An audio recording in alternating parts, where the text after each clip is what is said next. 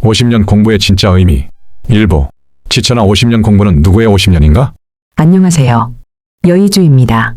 오늘은 상제님 말씀 가운데 가장 많이 알려져 있으면서도 가장 많이 오해되고 있는 한 말씀을 함께 생각해 보려고 합니다. 상제님께서는 이렇게 말씀하셨습니다. 평천하는 내가 하리니 치천하는 너희들이 하라. 치천하 50년 공분이라. 또 이렇게도 말씀하셨습니다. 모사제천은 내가 하리니 성사제인은 너희들이 하라. 치천하 50년 공분이라. 이 말씀은 증산기라면 누구나 알고 있습니다. 그런데 저는 오래전부터 한 가지 의문이 있었습니다. 왜 모두가 이 말씀을 읽으면 가장 먼저 50년만 볼까요? 그리고 왜 모두 자기의 50년을 계산하기 시작할까요? 누군가는 자신의 출생 연도부터 계산합니다. 누군가는 입도한 날부터 계산합니다. 누군가는 교단이 시작된 날부터 계산합니다. 또 어떤 곳에서는 교주의 생애를 50년 공부와 연결합니다. 결국 모두가 이렇게 말합니다.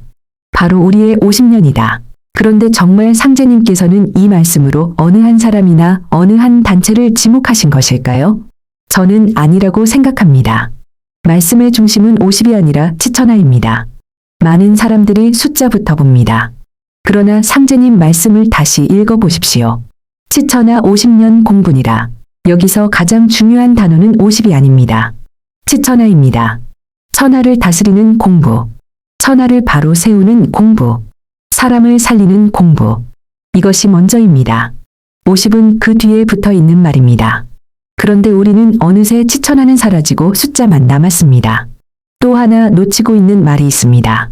상제님은 말씀하셨습니다. 성사제인은 너희들이 하라. 여기서 중요한 말은 너희들입니다. 복수입니다. 한 사람이 아닙니다. 한 교주도 아닙니다. 한 단체도 아닙니다. 그런데 오늘날 해석을 보면 어떻게 됩니까? 내가 그 사람이다.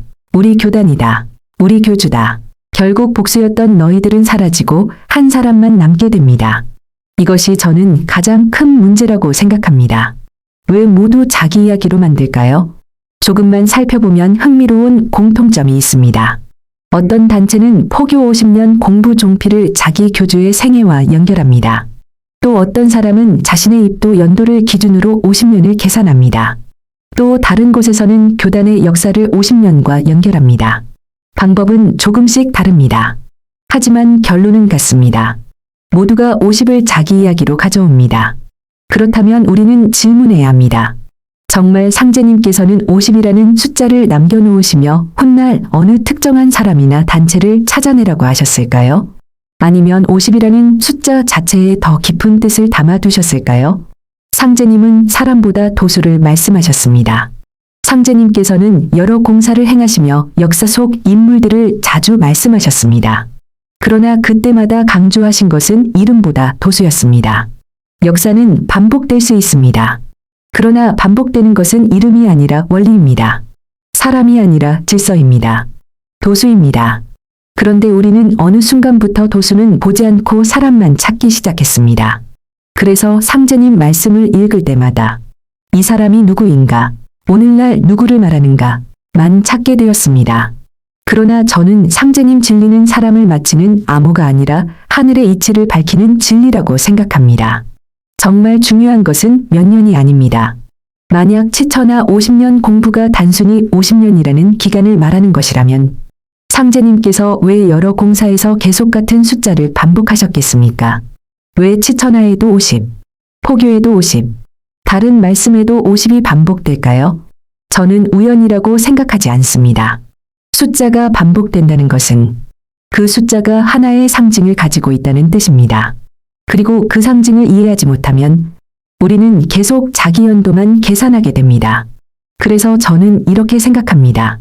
치천하 50년 공부는 누가 50년을 채웠느냐를 말씀하는 것이 아닙니다. 천하를 맡을 만큼 얼마나 사람으로 완성되었느냐를 말씀하는 것입니다. 치천하는 사람을 다스리는 권력이 아니라 사람을 살리는 책임입니다. 그래서 상제님은 성사제인은 너희들이 하라 고 하셨습니다. 한 사람이 아니라 함께 이루라는 말씀입니다. 일부를 마치며 오늘 우리는 하나의 질문만 던졌습니다. 왜 모든 종단은, 왜 모든 해석은, 왜 모든 사람은 50을 자기 이야기로 해석할까요?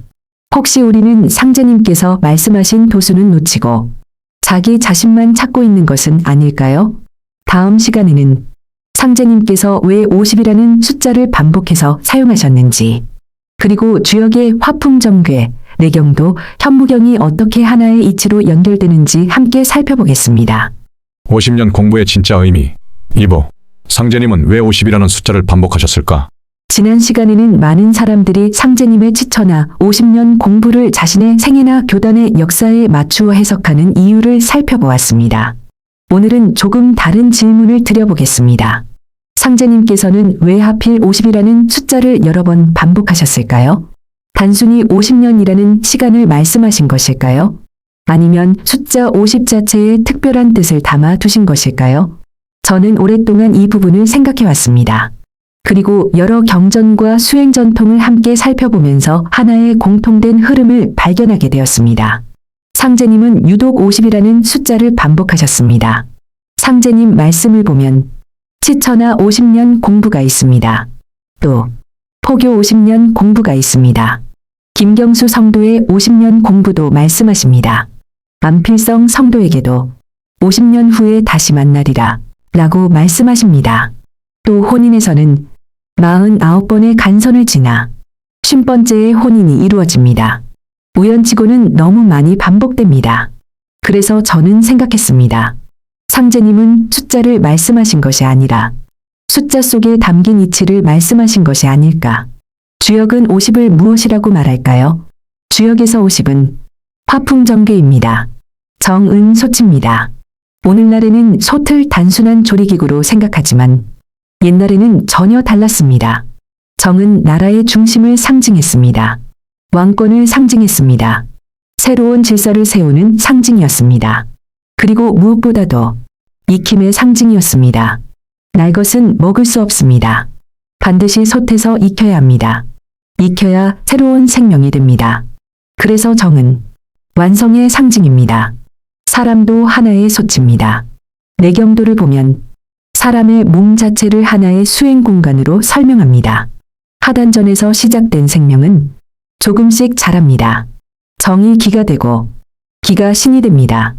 욕심은 줄어들고 덕은 쌓이며 마음은 점점 밝아집니다. 이것은 솥 안에서 음식이 익어가는 것과 같습니다. 그래서 저는 화풍정괴의 솥도 사람이 익어가는 과정을 상징한다고 생각합니다. 현무경도 같은 구조를 보여줍니다.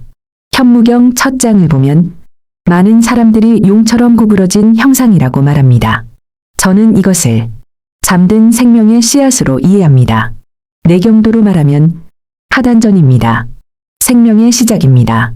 그리고 수행이 계속되면서 생명은 위로 올라갑니다. 잠든 현무는 깨어난 청룡이 됩니다. 씨앗은 줄기가 되고 줄기는 꽃을 준비합니다. 왜 현무경은 33장일까요? 현무경은 33장으로 구성되어 있습니다. 33이라는 숫자는 동양 수행 문화에서 자주 나타납니다. 관세음보살도 34문신으로 중생을 교화한다고 전해집니다. 수행에서는 생명이 머리까지 도달하는 단계와도 연결하여 설명하기도 합니다. 그래서 저는 33장을 생명이 머리까지 도달한 자리로 이해합니다. 그러나 거기서 끝나지 않습니다. 상제님은 마지막에 다시 50을 말씀하십니다. 이것이 중요합니다. 그렇다면 50은 무엇일까요? 저는 50은 시간보다 완성의 상징이라고 생각합니다. 씨앗은 꽃이 아닙니다. 꽃도 열매는 아닙니다. 모든 과정이 끝나야 비로소 열매가 됩니다. 50은 그 열매의 자리입니다. 그래서 상제님은 치처나 50년 공부를 말씀하신 것입니다. 여러 수행 전통도 같은 이야기를 합니다. 불교에서는 깨달음을 연꽃이 피는 것으로 표현합니다. 도가에서는 광명이 열린다고 합니다. 또 어떤 수행 전통에서는 7 차크라의 꽃잎수를 모두 합하면 50이 된다고 설명하기도 합니다. 저는 이것을 현무경의 직접적인 근거라고 말하는 것은 아닙니다. 그러나 동양의 여러 수행 전통에서 50이 완성과 개화를 상징하는 숫자로 사용된다는 점은 매우 의미 있는 공통점이라고 생각합니다. 상제님의 혼인도 같은 구조입니다. 상제님께서는 49번의 간선을 지나 50번째의 혼인을 이루십니다. 저는 이것도 우연이라고 생각하지 않습니다. 49는 아직 완성 직전입니다. 50에서 비로소 결실이 이루어집니다. 마치 꽃이 열매가 되는 순간과 같습니다. 그래서 저는 49에서 50으로 넘어가는 구조가 상제님 공사 전체에 흐르는 하나의 상징이라고 생각합니다. 결국 모두 하나의 흐름입니다. 주역에서는 50이 전개입니다. 내경도에서는 생명의 완성입니다. 현무경에서는 치천하 50년 공부입니다. 혼인 공사에서는 50번째 혼인입니다. 포교도 50년입니다. 태을주도 50년입니다. 따로 보면 서로 다른 이야기입니다. 그러나 함께 놓고 보면 모두 하나의 뜻을 가리킵니다. 완성입니다. 2부를 마치며 저는 상제님께서 50이라는 숫자를 반복하신 이유가 어느 한 사람의 나이를 알려주기 위해서가 아니라고 생각합니다. 또 어느 한 교단의 역사를 예언하기 위해서도 아니라고 생각합니다. 50은 사람이 충분히 익어 천하를 맡을 수 있는 자리, 생명이 씨앗에서 열매까지 완성되는 자리, 천지의 질서가 결실을 맺는 자리, 그러한 완성의 이치를 상징하는 숫자라고 생각합니다. 그렇다면 마지막으로 한 가지 질문이 남습니다. 상제님께서 이렇게 여러 공사 속에서 반복하여 사용하신 50을 오늘날 많은 사람들은 왜 모두 자기 자신에게 적용하려 할까요? 그리고 상제님께서 말씀하신 것은 정말 사람이었을까요? 아니면 도수였을까요? 다음 3부에서는 포교 50년 공부 종필과 이제 그 도수를 썼노라는 말씀을 중심으로 왜 상제님은 사람이 아니라 도수를 말씀하셨는지 함께 살펴보겠습니다. 50년 공부의 진짜 의미. 3부. 상제님은 사람을 말씀하신 것이 아니라 도수를 말씀하셨다. 1부에서는 왜 많은 사람들이 지쳐나 50년 공부를 자신의 생애나 교단의 역사에 맞추어 해석하는지 살펴보았습니다. 2부에서는 상제님께서 반복하여 말씀하신 50이라는 숫자가 단순한 기간이라기보다 완성과 성숙의 상징으로 이해될 수 있다는 점을 말씀드렸습니다. 오늘은 이 시리즈의 마지막으로 왜 저는 상제님께서 사람이 아니라 도수를 말씀하셨다고 생각하는지 말씀드리겠습니다. 포교 50년 공부 종필. 상제님께서는 천지공사를 마치신 뒤 곧 포교 50년 공부 종필이라고 쓰신 뒤 불사르셨습니다. 그리고 여러 성도들에게 이렇게 말씀하셨습니다. 옛사람 이윤이 50세에 49년 동안의 그름을 깨닫고 드디어 성탕을 도와 대업을 이루었다 하나니 이제 그 도수를 썼노라. 여기에서 저는 가장 중요한 한마디가 있다고 생각합니다. 상제님은 이제 그 사람을 세웠노라 고 말씀하지 않으셨습니다. 이제 그 도수를 썼노라 고 말씀하셨습니다. 이 한마디가 해석의 기준이라고 생각합니다. 도수와 사람은 다릅니다. 도수는 원리입니다. 질서입니다. 하늘이 이를 이루어가는 법칙입니다. 반면 사람은 그 도수 안에서 각자의 역할을 맡는 존재입니다. 그런데 오늘날 많은 해석은 이 둘을 뒤바꿉니다. 도수를 설명하기보다 먼저 사람을 정해놓습니다. 그리고 그 사람에게 모든 말씀을 끼워 맞춥니다. 저는 이것이 가장 큰 문제라고 생각합니다. 왜 모두 자기들의 50년이 되는가? 증산계 여러 단체를 보면 흥미로운 공통점이 있습니다. 어떤 곳에서는 포교 50년 공부 종필을 자기 교단의 역사와 연결합니다. 어떤 곳에서는 교주의 생애를 50년 공부와 연결합니다. 또 다른 해석에서는 자신의 입도 연도부터 50년을 계산하여 자신이 그 주인공이라고 말합니다. 방법은 다르지만 결론은 같습니다. 결국 50은 모두 자기들의 50년이 됩니다. 저는 이것이 상제님 말씀의 본뜻과는 거리가 있다고 생각합니다. 상제님은 너희들이라고 하셨습니다. 상제님 말씀을 다시 보겠습니다. 성사제의는 너희들이 하라. 한 사람이 아닙니다. 복수입니다. 하늘의 큰 뜻을 이루는 일은 한 교주, 한 단체, 한 사람만의 일이 아니라 하늘의 뜻을 따르는 사람들이 함께 이루어가는 일입니다. 그런데 모든 말씀을 한 사람에게만 집중시키기 시작하면 너희들은 사라지고 나만 남게 됩니다. 이윤의 이야기도 사람보다 원리입니다. 상제님께서는 이윤을 말씀하시며 49년의 그름을 깨닫고 50세의 성탕을 도와 대업을 이루었다고 하셨습니다. 중요한 것은 이윤이라는 이름이 아닙니다. 스스로 왕이 되려 하지 않고 하늘의 뜻을 이루는 역할을 감당했다는 원리입니다. 그래서 상제님은 그 도수를 썼노라 고 하신 것입니다. 저는 이것을 특정 인물을 예언하는 말씀으로 보기보다 후천의 일을 이루는 도수의 원리를 보여주신 말씀으로 이해합니다. 왜 문왕은 나다라는 결론이 되는가? 오늘날 어떤 해석은 이윤, 문왕, 성탕, 치천하 50년, 포교 10년 이 모든 것을 결국 특정 인물에게 연결합니다. 그러나 저는 여기에서 한 가지 질문을 던지고 싶습니다.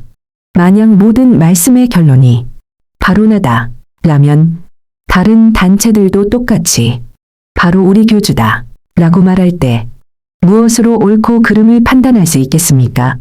결국 같은 방식의 해석이 반복될 뿐입니다. 진리는 한 사람을 높이는 것이 아닙니다. 저는 상제님 진리는 한 사람을 높이기 위한 말씀이 아니라고 생각합니다. 사람을 살리고 세상을 바로 세우고 천지의 질서를 이루는 길을 가르쳐 주신 말씀이라고 생각합니다. 그래서 치천하 50년 공부도 포교 50년 공부도 이윤의 50세도 모두 완성과 성숙이라는 하나의 도수 안에서 이해해야 한다고 봅니다. 시리즈를 마치며 이번 3부작에서 제가 말씀드리고 싶었던 것은 단 하나입니다. 상제님께서는 여러 공사에서 50이라는 숫자를 반복하셨습니다. 그러나 그 숫자의 목적은 특정 인물을 지목하기 위한 암호가 아니라 사람이 완성되어 천하를 감당하는 도수의 원리를 보여주기 위한 것이라고 저는 생각합니다. 도수를 먼저 보면 말씀과 공사가 하나의 맥으로 연결됩니다. 하지만 사람을 먼저 정하면 모든 공사는 결국 그 사람을 증명하는 자료가 되고 맙니다. 저는 이것이 상제님 진리를 이해하는 가장 중요한 갈림길이라고 생각합니다. 모사제천은 하늘의 계획입니다. 성사제의는 사람의 실천입니다. 그리고 치천하 50년 공부는 한 사람을 높이는 말씀이 아니라 사람을 완성하여 천하를 위한 삶으로 이끄는 말씀이라고 생각합니다. 감사합니다.